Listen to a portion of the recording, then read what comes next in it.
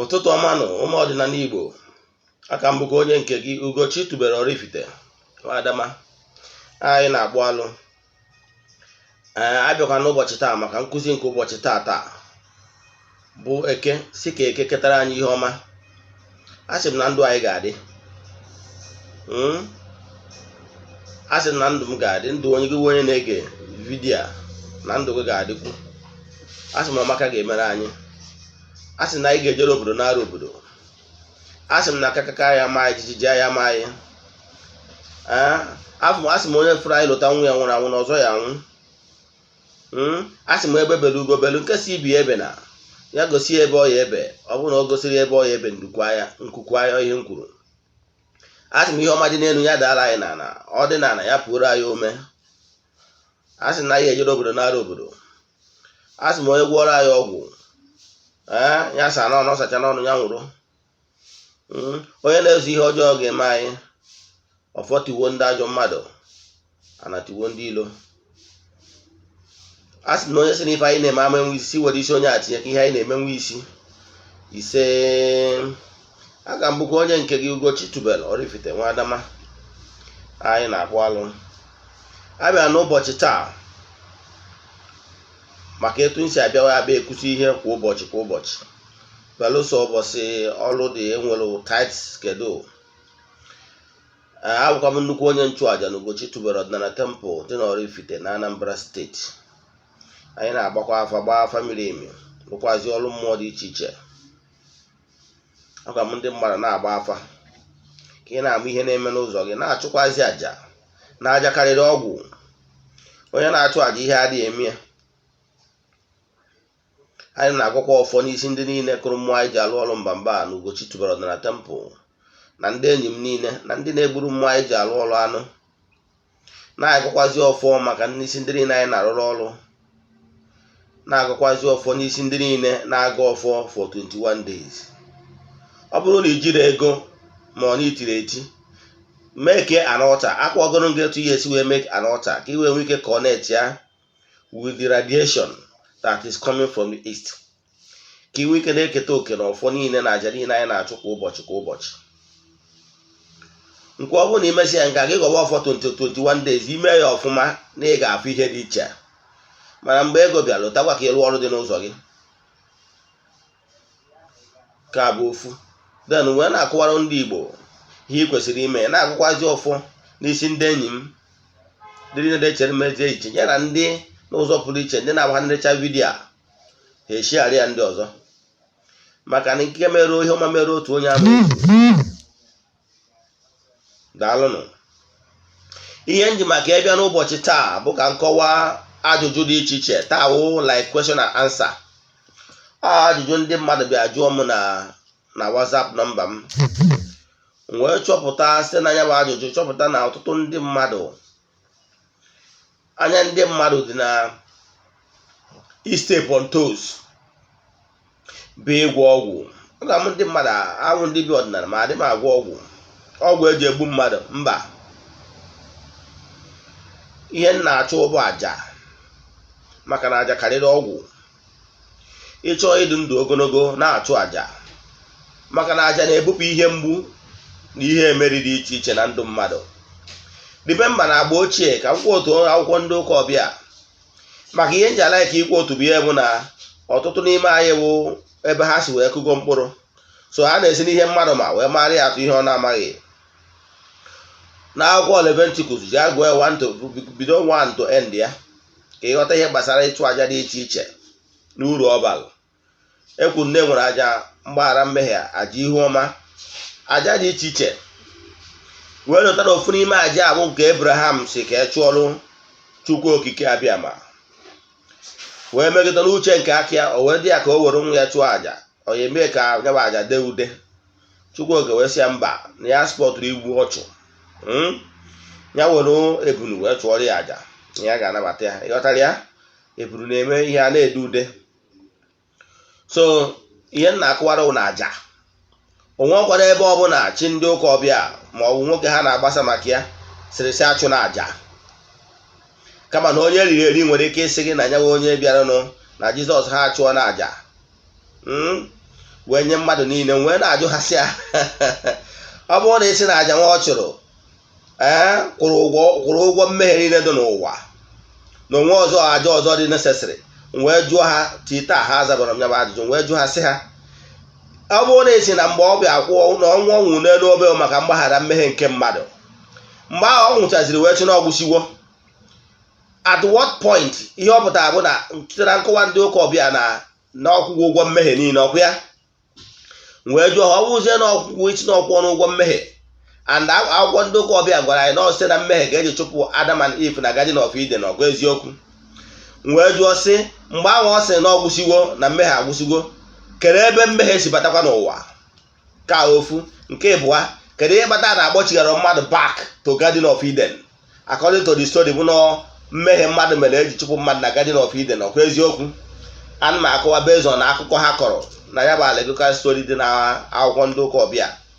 Wee jụọ ọ bụrụ na isi na ekwenyere na ọnwụ ọ nwụrụ n'obe kwụrụ ụgwọ mmehie mmadụ, now at that point in time ebe ọ na mmadụ nje adịrọzi n'ụwa, gịnị mere na agbochighara ndị mmadụ na Garden of Eden? Onye riri eri. What happened that particular day, if at all it happened, is murder, pure murder. And ndị mere ya bụ ihe ekwetakwalụ si ya ihe ọbara ya nwa dị n'isi ha na n'isi ụmụ ha ịghọtalụ, ndị mere ya mana pure murder. Totu ka idokwa anya o wee sị na onye agha ga-eme ka a rara nwa nke mmadụ wee lee ya bụ Judas na ọ ga-akarịa mmadụ amụrụ ya amụ. Jee gụọ akwụkwọ ndị ụka ọbịa na ọ dị kasị were okwute ma ihe n'onu tụọ ihe na mmiri iji gosi na anti taa o nwere onye na-aba nwa ya Judas, ịghọtara ya? So gosi na mpụ na ọtọnọ na igbu ọchụ bụ igbu ọchụ. So onye ọna na-ajustify gị na-asị gị na ya bụ ihe o mere maka aja na ịchụ ụgwọ mmehie mmadụ, na onye abụ aja kasịnụ, onye agha onye eriri eri. Maka asị m ụnụ na ihe ahụ pure murder. So ihe na-achịkọwa bụ so nke a wee soro onye ọna na-ajustify ya ji ya justify aja, ịmarụ na onye eriri eri. Ịghọtara ya? Maka na a gwara m gị sị na ebe nye nwere onwe ya kwuru ka iko afụfụ agabiga, maka na ọ ma na ọ bụrụ the only way. And ọ bụrụ na onye abụ na iwu na ga-egbu mmadụ, a ga-agwakwa ya si ya na ị gaa na the only way bụ igbu, and ọ ka dị isi ka iko afụfụ agabiga, maka na ọ ma na ọ wickedness of man. Ịghọtara ya? So nke a bụ ka o dogoro anya. And the Chukwu Okike asịrị thou shall not kill, cannot give that 10 commandment, thou shall not kill. And bịakwa n'azụ say that the only way of inweta salvation bụ igbu nwa ya. Ịghọtara ya? Amalụghị atụ o nwere ihe ga-abụ na mmadụ mejọrọ gị iwee sị ka igbuo nwa gị ka iwe gbaghara mme onye ahụ ihe o mere gị. Ọ gara mmadụ esiri onye ahụ nwa gaba gbagharịgo gị debekwa nwa gị. So nkụzi a bụ nkụzi dị contradictory and is fallacy. It's not and void. Iche m echiche ime ịfụ na ya bụ ihe akọlụ wee ji wee ri ndị be anyị eri. Ụfọdụ sị na ha ama na-achụ aja na ọchụgo aja niile bụ ndị eriri eri. And ya bụ onye a na-ekwu bụ chi ndị ụka ọbịa enwero mgbe ọ pụtara wee sị na ya kọndem Old Testament, na ya kọndem Leviticus si achụzi na aja, o jiri ọnụ ya kwue, hapụ interpretation ndị na-eso ya na-enye. Mana nke abụọ dị ihe ji maka eji wee bịa ka all point nsị ka ihe itie based on ajụjụ ndị mmadụ na-abịa ajụ na inbox. Ịghọtara ya? Isiokwu nji wee bịa n'ụbọchị taata bụ ịkọwadị gbasara oke awele na oke-ite. Nwee na-agwa ndị mmadụ sepụ aka na oke-ite, na oke-ite bụ ọgwụ, onye abụ ọgwụ ego, ọgwụ agwọrọ maka ego. Ịghọtara ya? Nke bụ eziokwu na ezigbota oke-ite ga-erighị ihe karịrị ofu nde naira, na ọ bụrụ na achọ ịrụrụ the main oke-ite ọ karịrị ofu nde naira. Maka na ihe ka ọ sọrọ ya bụ na ihe na-adị na ya dị too much. Ihe na-adị na ya ụfọdụ pass sitere na from higher being, animal being, ụfọdụ pass higher animals na-adị n'ime ya. Achọrọ ka m kwudebe ya etu a. Ịghọtara ya? Ka o wee na-akpa nri. And dịka ihe m kwuru, agwa mụrụ na ọgwụ na-ebu ebu, o nwere ebe ọgwụ ya eburu o jiri aka kpawa nri. wepụ aka na ajọ ọgwụ. Onye ọbụla na-agwọ ajọ ọgwụ ihe ike na-eme na biya kemụ na ọma ebi ogologo ndụ, maka na ụbọchị amụrụ dike na mba ka amụrụ ibie. Ịghọtara ya? Ọgwụ na-atrakta ọgwụ because no ihe dị homogeneous to the same charm. Ịghọtara ya? Ịghọtara ihe eji gbara ọgwụ ọsọ. Nke ịbụa, onye na-agwọ ọgwụ enwere ike ije na be, enwere ike fụ mbe dị ya ma ọ bụ ọnwụ ike adị ya, ma ọ bụ ide lụzụ ụfọdụ ihe dị aṅa, ma ọ bụ ịlụzụ ntutu, ma ọ bụ nwata gbuo okenye. Adị akọ n'ebe ụdị ihe dị etu a dị, maka na ihe mmadụ ji atụnyere mmadụ ka eji atụnyere ya. Ịghọtara ya? Ka m kwudebe ya etu a. Mana ndị chọrọ ka a gbaa ka ngwọ, nwanne adị m alụ oke ite. Oke? Adị m alụ ya maka na achọrọ m ibi ogologo ndụ. Achọrọ m ibicha ogologo ndụ, bụrụ okenye my village. Ịghọtago? Wee bụrụkwa aka dị ọfọ arụsị be nna ụlas. Ịghọtara ya? So adị m alụ ka nrụọ na taa. Ịghọtara? So ihe m na-akọwa bụ n'ụbọchị taa bụ wepụ aka n'oke ite. Ụfọdụ anyị akọwarụghị ihe dị na ya, unless ụfọdụ ndị mmadụ ji emere ihe sọrọ ya n'ụsọ n'oke ite. Nke a bụrụ oke ite, ọ ya alụkwu ọrụ gị nwa na-emekwuru ya mana ọ dọrọ ọrụ. Ịghọtara ya? Mana confirm oke ite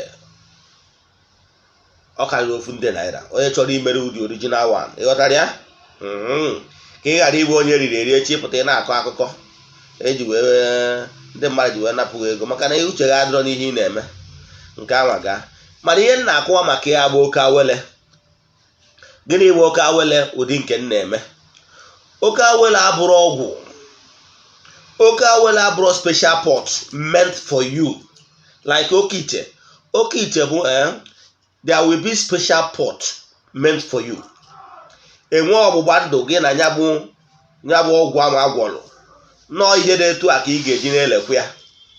Example, enwere ike isi gị na ị ga na-etinyere nkịta wee na-elekwa ya. Enwere ike isi na ị ga na-enye ya ọbagwu, na enwere ike ị na-enyegasị ihe ndị ọdọm enwere ike ịkpọzi afọ ebe a wee na-elekwa ya. Ịghọtara ya? Ọgwụ covenant gị na ya bụ ọgwụ nwere. Then enweziri some spirit si na from the dark region. Onwego ụbọchị jee chọọ ma videos m mere last year ebe m kọwara gbasara the entities of powers, ebe m kọwara gbasara metaphysics. In the light region, enwere light region nwee dark region in the world of spirits. So you will be the one that will decide to attract whatever you want to attract. In metaphysics, a man ka mmụọ ọbụla si alụ ọrụ, both the good spirit and the bad ones. But I always tell people to go for the light region, the good ones, not the dark regions, because ihe ọbụla nwere good nwere bad. Ịghọtara ya? In the world of spirit, enwere the good, the white ones and the black ones. Ịghọtara ya? Etu esi nwee oke na nwunye, etu a ka ọ dịkwa in the world of spirit. Ọ ya matara eji wee na akwụkwọ ndị ụka ọbịa, nwa m na ya ga-ego mmiri ka ọkụ, kee mma kee njọ, ma gị nwa m gị were mmiri gị were mma. Ịghọtara ya? So in the world of spirit, enwere the white spirit that is from the light region and from the dark region. So nke ọ bụla ị kpọziri ka ọ dị attracted to you, that one ga na-arụrụ gị ọrụ. Ịghọtara ya? So maka ihe ọma imere gị, go for the light regions. The entities of powers from the light regions. Ebe ihe dị ka ọchịchịrị wee chaa gị n'ụzọ. Ịghọtara ya? So ọ bụrụ na emezie gị nwezi ọgbụgba ndụ utinye bụ the beings from the dark regions, obere onye bụ ite, all the personal to you, ọgwụ nwa ga na-elekwa ya. Ị na-enye ihe ọ na-ebu, o nwee mgbe ọ ga-eruzi o jiri aka ebuo chụwara onwe ya ihe. Ịghọtara ya? Mgbe ahụ ịchọwazie onye ga-enyere gị aka, mana ọ ya adịrị too late, because o nwego some people mgbe ọ na-akpa nri o nwere ndị step on their toes, and ndị ahụ step on their toes nwere entities of powers that is backing them. So mgbe ha ga-abịa for revenge, that ya grandmaster ma ọ bụ onye ọna na-edu gị ga-agwazi gị na egwu abana na egwu nchachapụ anya, therefore you need a higher sacrifice. Ịghọtara ya? In order to appease them, because onwego other entities of powers na-agbazighị ụgwọ because you step on their toes when the mmụọ anwa na-ahọzụrụ gị na-ahọzụ because follow natural process, follow natural laws in creation of whatever you sow is reap. Because if you don't sow goodies, but you want to reap goodies, therefore in order to bring it, the dark spirit will step on toes. But ihe na-agwa ndị mmadụ maka oke awele must be natural. Gị nwa ama step on toes in order to get what you want. So mana oke awele na onwe i nwere special pot. Ụdị na-eme ka na-ekwu maka ya. I nwere special pot. Onwere ihe dịka special pot meant for you. And onwekwana ihe dịka na ị ga na-eme sacrifice of monthly or weekly. No. Ụdị na-eme ka na-ekwu. N'ihe ị ga-emedo kemgbe anyị na-ebu ụzọ agbara mmadụ afa onye chọrọ ịrụ ya ime elu. Ihe ize a ga-ebu ụzọ agbacha afọ mara ihe dị n'ụzọ gị. Ijiri nwayọ setụrụwa mmụọ niile dị n'ụzọ gị. Ọ bụzie na o nwere ndị ime setụrụwu anyị nene ọ bụrụ na ndị a ga-ayọ biko ha nwee ndidi ego pụta ka enye ha oke ha. Anyị nene ọgwụkwa ndị o nwere ndị bụ iwu na ga-enyeriri ha like chi mmadụ bụ chi bụ ụzọ and chi ji oke. O nwere ọrụ na nwere ike ịlụ na ebe ụzọ lụọ ihe gbasara chi, ịghọtara ya? So anyị esetụrụ chi gị, o nwere ndị ọzọ a ga-esetụrụ kọmpọz a ga-esetụrụ ha depend on ihe pụtara n'afa gị. Ọ bụrụ na alụ dị n'ụzọ a ga-akpụ gị alụ, ịdago ka e nwee ike remove dark energy around you. Emesịta ihe a setụrụ ndị a ga-esetụrụ, gbuoro ndị a ga-egburu anụ, yọọ ndị a ga-ayọ biko na ọ bụrụ na ị nwere ego ịlụ ha ncha, then wee gwazie ha, mana ọ bụrụ na ị nwere ego ịlụ ha ncha, alụcha ha ncha, wee gwazie ha look na onye na-etu a esetụrụgo ụnụ, onye gị ụnụ oke ụnụ, ngwa ka ụnụ jikọzie aka ka e wee gọzie ya. Ịghọtara ya? Then ihe a ga-emezi bụ ejezie n'ihu mmụọ na-apụ apụ, mmụọ na-eweta ihe ọma, mmụọ na-eweta favor, chụzie aja ihe ọma and in a union with those your entities of powers, gụnyere ya chi gị, ndị nna nna ha, mmụọ niile ezumezu, mmụọ niile na ngwurube nna gị, kpọzie ha niile ka ha jikọọ aka ọnụ, ha na mmụọ na-apụ apụ na-eweta ihe ọma wee gọzie gị. Ha niile ga-anọ union na-ekwekọrịtago yes na gị bụ example na mụnwa bụ Ugochi tubelu na-ekwekọrịtago na anyị ga-agọzi m maka n'ihi na nchukwalụ mmụọ dị iche iche, entities of powers that is following me. Therefore they have all agreed that I have done something nice, therefore I deserve the blessing. Now mgbe a ga na-achụzi aja ka ihe ọma mebere gị, they will all agree. Understand? With that, natural things will be flowing to you. Natural things and will be flowing to you, and you don't envy another person. So that whatever that you sow, because in doing those aja, you are sowing goodies in creation. Therefore, the goodies you sow in creation will flow back to you. And in that sense, ịdịka onye kụrụ ọka, and onye ọbụla kụrụ ọka dị entitled to harvest his corn, because onye nwa onye kụrụ anụ ha na-esie ya, ịda na-ekwu nọchọọ ya, therefore ọ dị entitled to reap his fruit. Onye batara na Galatians 6:7 sị na whatever you sow is what you reap. So if you follow the okawele, you will be able to settle the entities of powers that follow you, and then chụọ aja ihe ọma ka ihe ọma will flow back to you. Do you get? Abụka m onye nke gị Ugochi tubelu Oraifite. Onwe ajụjụ ị nwere n'ihe a nkọwa taa, maọbụ ihe nkụzigo gboo, maọbụ ihe na-agbagwoju gị anya n'ọdịnala Igbo, send arụ message na 08057837672. Ugochi tubelu Oraifite, aga m enyere gị aka. My mission is to help people live better life. Nwanne na-achụ aja ihe ọma, na ọ na-ebupụ mmehie, na-ebupụ ihe ọdachi dị iche iche ka i wee dee ude.